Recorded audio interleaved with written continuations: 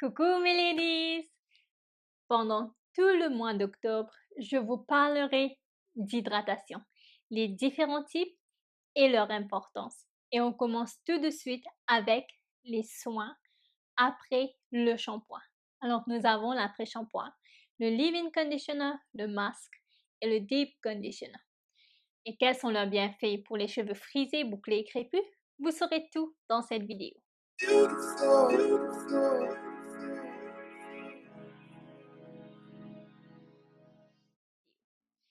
Donc, si vous êtes nouvelle sur ma chaîne, abonnez-vous et cliquez sur la petite cloche pour que vous soyez informés dès que je mets une vidéo en ligne ou encore lorsque je mets des posts sur la communauté.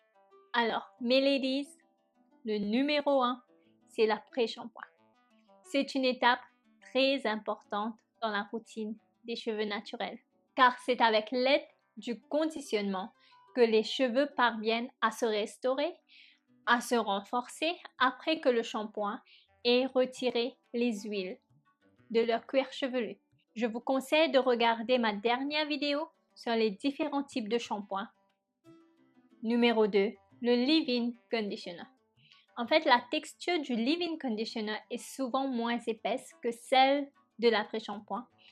Et cela, en fait, évitera d'alourdir vos cheveux et leur donnera aussi plus de définition. Le leave-in conditioner est plus recommandé aux ladies qui veulent se débarrasser des frisottis pour que leur boucle soit plus définie et si vous recherchez le look du wash and go. Il aide aussi à démêler les cheveux. On le recommande souvent après l'après-shampoing ou le deep conditioner et non directement après avoir fait votre shampoing. Mais je sais aussi qu'il y a beaucoup de ladies qui font le contraire. Donc, je vous demande, qu'est-ce que vous en pensez, mes ladies? Utilisez-vous toujours le leave-in conditioner après le shampoing ou après l'après-shampoing? Dites-le moi en commentaire. Et la question qui se pose est, peut-on laisser l'après-shampoing sur les cheveux et ne pas les laver? Eh bien, mes ladies, c'est pareil comme le co-wash et l'après-shampoing dont je vous ai parlé dans ma dernière vidéo. En fait, la formulation des deux est différente. Un est formulé pour être rincé et l'autre est formulé pour être laissé dans les cheveux. Le fait de laisser votre après-shampoing quelques minutes ou même une nuit, il y a certaines qui le font, dans vos cheveux, je ne crois pas que cela va, je ne sais pas, endommager vos cheveux. Mais si cela devient une habitude, si vous le faites tous les jours, vous aurez peut-être une sensation de produit accumulé sur votre cuir chevelu et aussi sur vos mèches. Et vous pourrez aussi avoir les pellicules. Donc, je vous demande de faire attention, mes ladies. Numéro 3, utilisez un masque. En fait, la première différence notable entre les deux textures est le fait que le masque ne se propage pas aussi facilement au contact de l'eau. Tout simplement parce que les niveaux d'ingrédients sont habituellement plus élevés dans le masque que dans les après-shampoings, ce qui explique pourquoi le produit final a beaucoup plus de consistance. Eh bien, les ingrédients de conditionnement sont chargés positivement, tout simplement afin que des mèches rebelles ne restent pas sur vos cheveux et ils aident aussi à attirer l'humidité dans vos cheveux. Bien sûr, dépendant des ingrédients qui s'y trouvent. Mais les masques sont généralement plus riches, tels que le beurre de karité, tels que les huiles. Eh bien, ils aident à améliorer la souplesse de vos cheveux en ajoutant aussi de la douceur. Et finalement, nous avons le deep conditioner. Le deep conditioner consiste essentiellement à appliquer un conditionneur profond pour en fait aider à réparer les cheveux abîmés ou encore les cheveux qui ont besoin d'être hydratés beaucoup plus en profondeur. Eh bien, il pénètre les mèches car il contient des huiles qui pénètrent le cortex des cheveux. Eh bien, certaines personnes ont besoin de chaleur pour pouvoir faire pénétrer le deep conditioner dans la tige des cheveux. C'est plutôt pour celles qui ont une faible porosité, mais bien sûr, ce n'est pas le cas pour tout le monde. Il y a d'autres aussi qui mettent un bonnet. Quels sont en fait les bienfaits?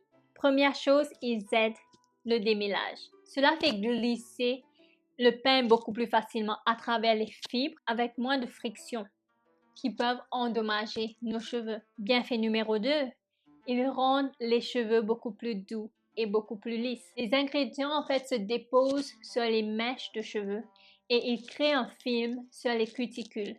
Et cela en fait aide les zones qui sont beaucoup plus endommagées et ils créent un aspect beaucoup plus lisse. Souvent, ils vont donner aussi une sensation et un look soyeux. Bienfait numéro 3, vous avez les cheveux brillants. Les conditionneurs déposent souvent des ingrédients tels que les huiles qui peuvent tout simplement améliorer l'apparence générale de vos cheveux. Numéro 4, ils apportent l'hydratation, comme je l'ai mentionné au début. Et non seulement ils apportent l'hydratation, mais ils aident aussi à sceller l'hydratation dans les fibres capillaires. Et bien, dans certains cas, des ingrédients tels que des humectants sont ajoutés pour tout simplement attirer l'humidité dans les cheveux.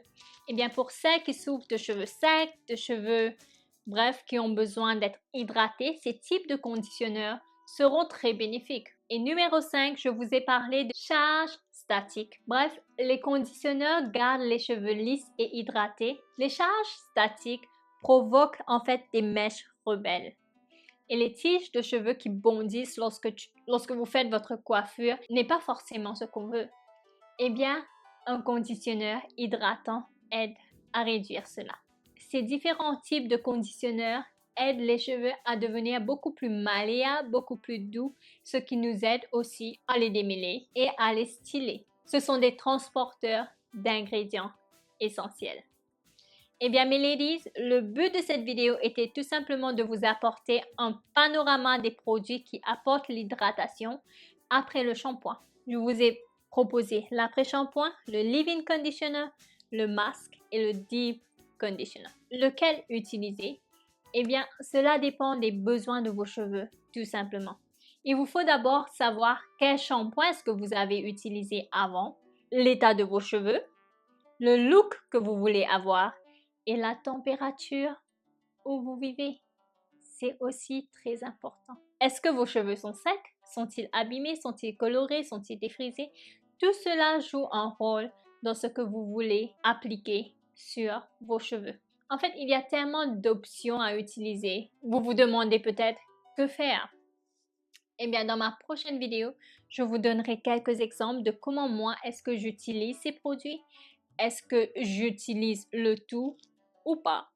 Eh bien, je vais vous rendre la vie un peu moins compliquée en vous donnant quelques exemples.